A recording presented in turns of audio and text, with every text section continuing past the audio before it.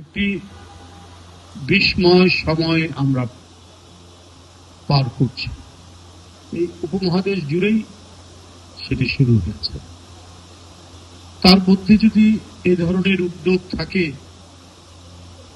যে ঘটে যাওয়া দিনগুলো, সময়গুলো,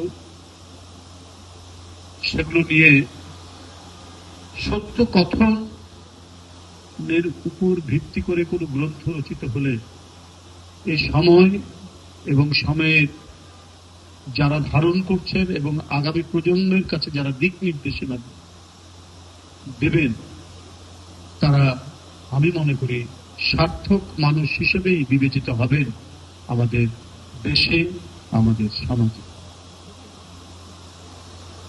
জুলাই বিপ্লব এমন একটি বিপ্লবের শুভ সূচনা করেছে। এই বিপ্লবের তাৎপর্য অত্যন্ত গভীর। 16 বছর আমরা যারা গণতান্ত্রিক আন্দোলনে যুক্ত ছিলাম, আমাদের যে নিপীড়ন নির্যাতনের কাহিনী এখানে বলতে চাই না, আমাদের বারবার গ্রেফতার, অসংখ্য মামলা, শত শত মামলা, রিমান্ডের নামে অকথ্য নির্যাতন, এটা তো একটা সময় গেছে। কিন্তু সকল সময়কে ধারণ করে এবং যে পটভূমি রচিত হয়েছে যে এই দেশ, এটা এদেশের জনগণের, তাদের ইচ্ছা অনিচ্ছার উপর দেশ পরিচালিত হবে, তাদের আশা আকাঙ্ক্ষার উপর দেশ পরিচালিত হবে। একজন ব্যক্তি তার ইচ্ছা অনিচ্ছার উপর, তার চাওয়া পাওয়ার উপর দেশ পরিচালিত হতে পারে না। এদেশের সার্বভৌম ক্ষমতা জনগণের। সেই জনগণকে বঞ্চিত করে, সেই জনগণকে নানাভাবে অপমানিত করে যে রাষ্ট্র ক্ষমতা দখলের যে ভয়ঙ্কর দৃশ্য এবং দুঃশাসন আমরা পার করে এসেছি, এটা ইতিহাসের বিরল। তাই এই সময়ের ঘটনাগুলোকে নিয়ে অবশ্যই আমাদের সত্য কথন এবং সেটা আমাদেরকে সংগ্রথিত করতে হবে গ্রন্থে। আমার মনে হয় এখানে যারা উপস্থিত আছেন তাদের মধ্যে থেকেই যোগ্য মানুষরা এটি লিখবেন। আজকে আমাকে যারা এখানে আমন্ত্রণ জানিয়েছেন, বিশ্ববিদ্যালয়ের সহকারী অধ্যাপক সঞ্জয় দে রিপন, এদের মতো অনেক গুণীজন এবং মননশীল শুদ্ধ চিন্তার মানুষরা যদি এগিয়ে আসে, তাহলে আমার মনে হয় যে আমরা আগামী প্রজন্মের কাছে একটি শুদ্ধ সঠিক ইতিহাস দিতে পারব। আর এই সঠিক শুদ্ধ ইতিহাস যখন একটি প্রজন্ম সত্যিকার ভাবে জানবে, তখন তাদের যে চেতনা গড়ে উঠবে, সেটাই হচ্ছে সঠিক চেতনা।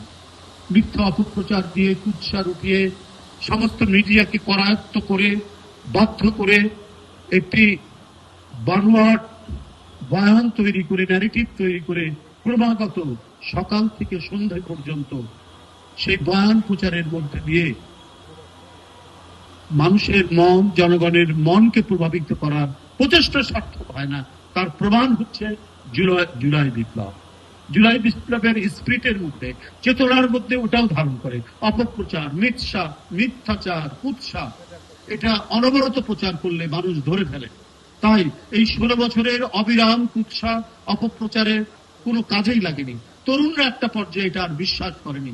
তাই তার পারিবারিক শৃঙ্খল, তার শিক্ষা প্রতিষ্ঠানের শৃঙ্খল বা শৃঙ্খল না বলে যদি বলি সীমানা, সব অতিক্রম করে যখন রাজপথে এসে নির্দ্বিধায় নিজের জীবনকে, নিজের বুককে পেতে দিল স্বৈরাচারী সরকারের আইন শৃঙ্খলা বাহিনীর কাছে, এবং এক বন্ধু গুলিতে পড়ে যাচ্ছে, আরেক বন্ধু এগিয়ে যাচ্ছে, ওই স্বৈরাচারের আইন শৃঙ্খলা বাহিনীর সদস্যরা বলছে তার অফিসারকে যে আমরা কি করব, একজন গুলি খেয়ে পড়ে গেলে আরেকজন এগিয়ে আসছে। এই যে অনন্য বীরত্বের এক অসাধারণ উদাহরণ যে তৈরি করেছে এদেশের তরুণ সমাজ, ছাত্র সমাজ, এ তো পুরো বিরল। এই পলিমাটি বিধৃত গাঙ্গেয় বদ্বীপ বাংলাদেশ, এই বাংলাদেশেই এই ধরনের দৃষ্টান্ত স্থাপিত হয় যুগে যুগে ইতিহাসের বিভিন্ন অধ্যায়ে। এক মুগ্ধ তার এক সতীর্থ পড়ে যাচ্ছে, তাকে পানি দেওয়ার জন্য এগিয়ে যাচ্ছে, অথচ ওদিকে বৃষ্টির মতো, শ্রাবণের ধারার মতো গুলি বর্ষিত হচ্ছে তার দিকে, সেটাকে থোড়ায় কেয়ার করে সেই গুলির মাঝেও পানি নিয়ে এগিয়ে যাচ্ছে। এই দৃষ্টান্ত একমাত্র এই বাংলাদেশে, যেখানে ৭১ হয়, যেখানে নির্দ্বিধায় ১৭৫৭ সালের এদেশের রাজা তার জীবন চলে যায়, আত্মহুতি দেয় এদেশের মানুষ, যে দেশে সিপাহী বিপ্লব হয়, যে দেশে ফকির বিদ্রোহ হয়, সন্ন্যাসী বিদ্রোহ হয়, সাঁওতাল বিদ্রোহ হয়, সব সাম্রাজ্যবাদীদের বিরুদ্ধে, সেই দেশকে কোন মিথ্যা বয়ান দিয়ে পার্মানেন্টলি, স্থায়ীভাবে করায়ত্ত করা যায় না।